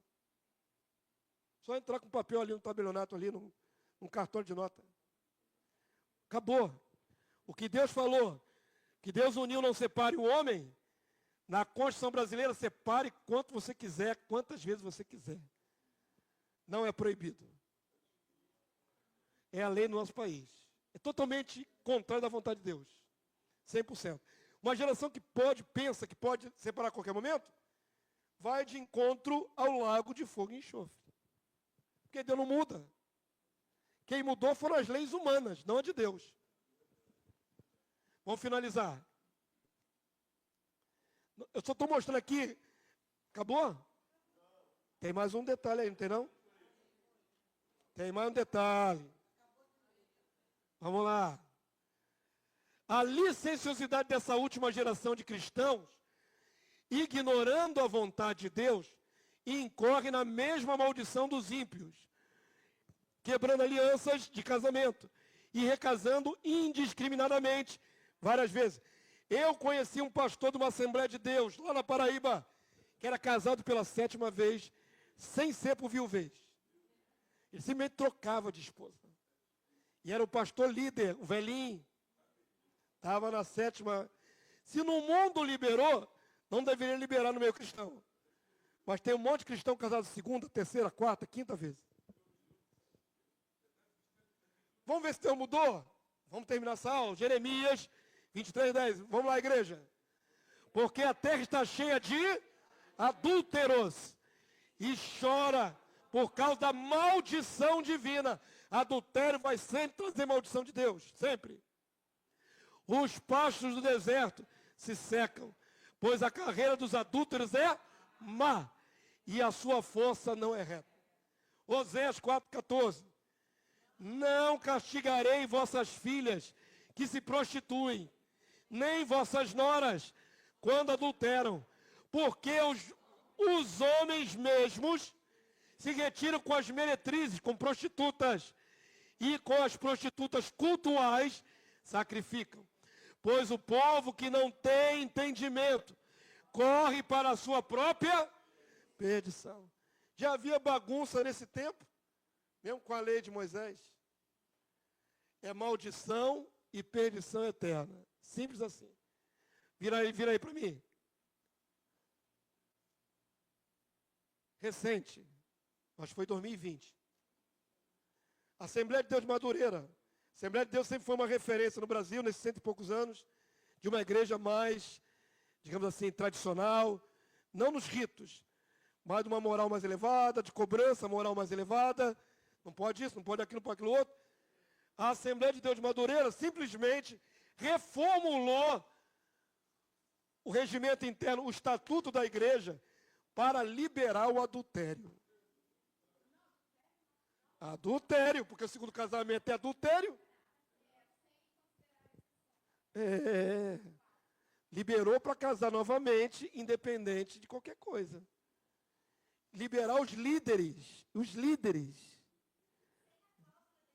Sem cláusula de exceção. Compatibilidade, qualquer coisa. Voltou para a lei de Moisés. A Assembleia de Deus de Madureira libera divórcio, inclusive para pastores e líderes. Está aqui, ó, bonitinho aqui, você pode achar isso na internet, a reformulação do artigo, que ele permite casar de novo. Avança aí para mim. Eu tenho que dar um toque aqui, ó. Eu já falei, né? Pornografia é considerado adultério virtual.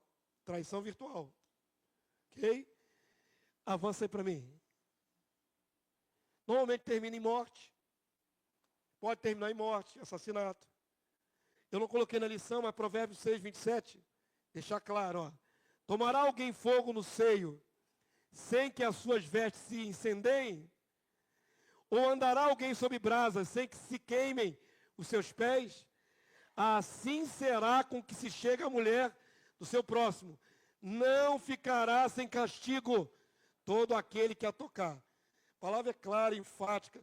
Se não houver castigo dos homens, tem o castigo divino. Avança aí para mim mais um. 4 minutinhos de Malafaia. Vocês aguentam? Aguenta sim. Quero mostrar um negócio para vocês. Você não gosta de Malafaia, não? Não. Ouve o que ele vai dizer aqui. Ele está no ministério de pastoral há mais de 40 anos. Está meio baixo, né? Sempre tem esse problema. Daqui a pouco ele grita.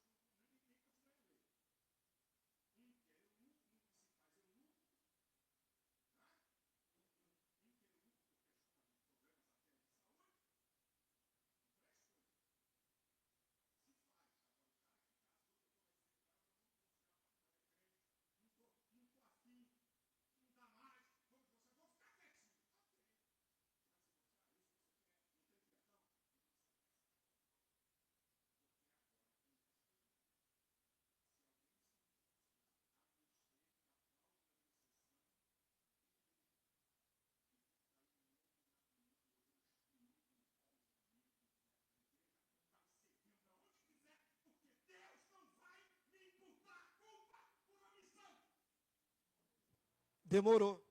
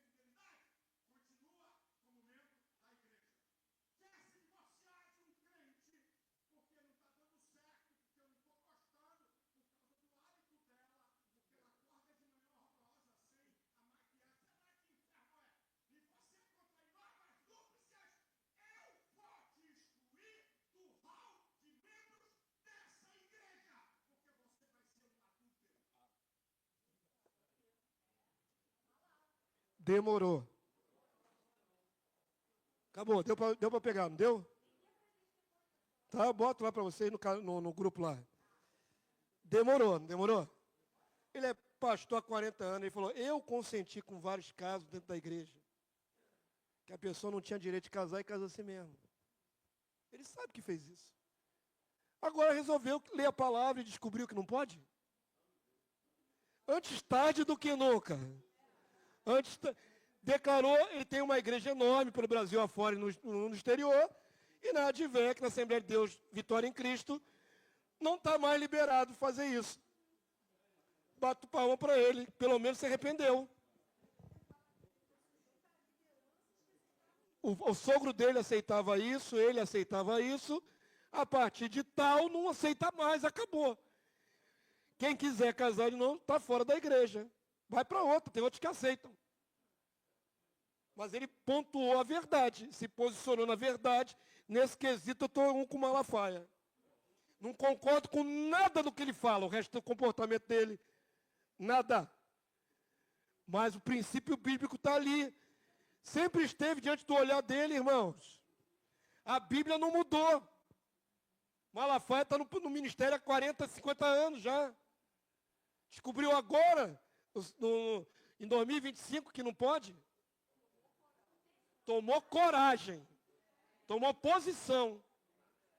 Como líder, que é imputado nas costas dele os erros. Como é imputado na minha, se eu começar a passar a mão aqui nos casos aqui. Nunca passei, já excluí pessoas aqui nesse... Irmãos, bastidores que eu não vou ficar falando aqui nem me arrogando. Teve gente que veio aqui todo feliz, fez o seminário do reino. Pastor, eu quero agremiar aí na tua igreja. Faz gabinete pastoral, começa a contar a história. Um rolo atrás do outro na área do casamento. Eu tive que olhar para casais e dizer, olha, sinto muito, mas eu não posso receber você aqui na igreja. Fiz isso, não foi com um, nem com dois, nem com três casais. Porque a responsabilidade é minha. É minha. Se eu abrir essa porteira, já era. Essa geração de 77 para cá, acostumou-se com o adultério. Acostumou-se com a facilidade de quebrar casamento e casar de novo. Viveu uma geração das mais difíceis para um pastor. Um pastor conhecido, não vou dizer o nome, me ligou semana passada perguntando sobre isso. Pastor, como é que você faz aí na sua igreja nesse assunto? Eu falei, eu faço isso, isso e isso. Já deixei de fazer isso. Se aconselhando comigo. Por quê? Porque eu falei, é um grande desafio para um pastor de igreja evangélica, onde 25% dos evangélicos se separam. Sabia que a estatística agora é essa? Pelo IBGE? Mostra aí o outro slide. Taxa de divórcio entre evangélicos se igualou à do restante da sociedade. Isso é grave, isso é muito grave. Porque está dizendo o seguinte, da mesma forma que o macumbeiro se separa, o evangélico se separa. Da mesma forma que o não crente se separa, o evangélico se separa. Mesmo nível. Só que tem uma diferença. Os cristãos têm Espírito Santo. Ou não tem? A diferença é essa. Que o macumbeiro se separe, está lá nas trevas mesmo. Mas que um que está na luz, em Cristo, não perdoa o outro e se separa, tem uma coisa errada. Não podia estar essa avalanche de separação no meio evangélico. Não podia. Porque nós depomos, né, diante do mundo, que Cristo não vale nada. Nós estamos passando um recado que somos iguais ao não crente. Mesmo nível. Então, queridos, esse é o problema, tá bom? Não pode. A palavra é clara. E aquele que comete adultério é lago de fogo e enxofre. A menos que se arrependa muito profundamente, fique só. Que é muito difícil. Amém? Vamos terminar? Malaquias 2,16. Está dando a instrução. Existem minúcias. Quando a gente ouve casos de separação, vai aconselhar casal, tem que prestar muita atenção. Quando eu venho receber alguém de outra igreja aqui para fazer entrevista pastoral, eu tenho que prestar muita atenção na história, para não cometer erro. Porque tem juízo, tem maldição em cima. Malaquias 2,16, vamos ler isso aqui e terminar? Vamos lá, igreja? Porque o Senhor, Deus de Israel, diz que odeia o repúdio, o divórcio, e também aquele que cobre de violência as suas vestes. Diz o Senhor dos Exércitos, Porquanto cuidai de vós mesmos e não sejais infiéis. Amém, povo santo? Está declarado que Deus quer? Nós vivemos pelo que Deus quer, não pelo que o mundo fala. Não interessa a lei do mundo, interessa o que Deus fala. Minha alma e a sua alma se salvam se tiver obediência à verdade. É assim que nós nos salvamos. Fiquem de pé nessa hora. Deixa eu liberar vocês, a aula foi longa, 2 horas e 5 minutos de aula. Mas o assunto é tão sério, queridos. Está dito, né? Dúvidas posteriores, minúcias, a gente pode conversar à parte. Amém? Mas a aula está completa aqui. Semana que vem, vou continuar falando de pecados sexuais. Infelizmente. Queria mudar de pecado. Queria mudar de modalidade de pecado, mas, irmãos, a área que o povo mais cai no meio evangélico é pecado sexual. Não tem jeito. Semana que vem eu vou falar sobre pornografia. E sobre molestação de criança. Mesma aula. Dá para falar dos dois. Dá. Infelizmente, tem muito caso no meio evangélico de molestação de criança. Lamentavelmente. É duro, é difícil, é hard. Vou ter que falar. Deixa eu abençoar vocês em nome de Jesus. Pai Santo, louvado seja o teu nome. Por causa da tua palavra nós estamos aqui. O teu grande amor nos resgatou, nos atraiu, nos purificou. O teu sangue, o sangue de Jesus, nos purificou a consciência. E o Espírito da verdade veio para dentro de nós, para nos conduzir a toda a verdade. E a tua palavra é a verdade. Obrigado por nos instruir na tua verdade. Não há sombra de dúvidas. O quanto o Senhor valoriza o casamento, o quanto o Senhor repudia o divórcio. Não há sombra de dúvida que o traidor cai em maldição e pode cair em perdição eterna. Eu clamo em nome de Jesus que tu nos protejas a todos nós, Senhor. Com a palavra no nosso coração, nós possamos totalmente abrir mão de qualquer pensamento adúltero. Qualquer artifício mental não sirva para nós, Senhor, mas que possamos ser sempre guiados pela tua verdade. Ela é a âncora da nossa alma. Ela é a garantia da nossa salvação. Habilita-nos, Senhor, a viver a tua verdade e a orientar outros irmãos sobre a tua verdade. Abençoa-nos nessa manhã, abençoa durante o dia e logo mais à noite, quando vamos adorar o teu nome, estejamos fazendo em plena condição de santidade. Separados da maldade humana, separados do dolo, do erro, em nome de Jesus. Justifica-nos, Senhor, para que as nossas ofertas sejam aceitas diante de ti. Leva o teu povo em paz por essa hora, possam ir debaixo da tua graça e voltar logo mais à noite para te adorar, em espírito e em verdade. Muito obrigado por nos instruir nessa manhã. Te adoramos, Deus, em nome do Senhor Jesus. Amém e amém. Glória a Deus. Vamos na paz de Cristo. À noite eu falo do negócio do rapaz, que eu esqueci.